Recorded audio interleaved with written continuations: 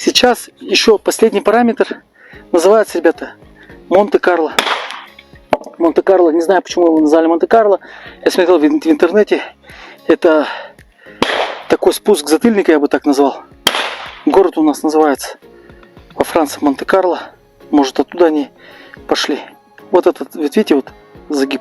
Это нужно, чтобы часть вот этого спуска затыльника нужна для того, чтобы можно было, смотрите, вот с такого положения поднять в такое положение. С такого, видите? То есть мы не 6-7 сантиметров, да, подниматься, а буквально чуть-чуть. Поэтому у нас, ребята, вот этот вот спуск затыльника, он бывает у нас 15 миллиметров, 20 миллиметров, 25 миллиметров.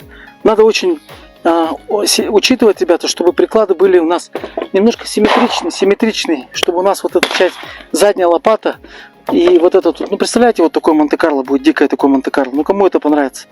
Поэтому, ну вот это вот маленький приклад, SK Small, вот их 3 таких вот модели, и поэтому обязательно нужно вот учитывать каждую часть симметрии, чтобы бились все размеры, например, вот, чтобы бились все размеры.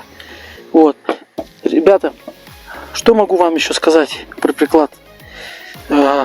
Все, сейчас мы с вами провели такой небольшой экскурс по прикладу. Начинаем с пальца, кулака, шейки, длины, пич, Монте-Карло.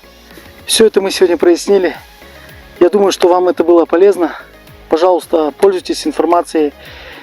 Приходите ко мне в шапку, в профиль. У меня есть WhatsApp. Если вопросы по стрельбе, я тоже буду рад с вами поделиться. Есть много ребят, которые сегодня по стрельбе и по прикладам тоже, которые приходят. Есть чему у меня у вас поучиться.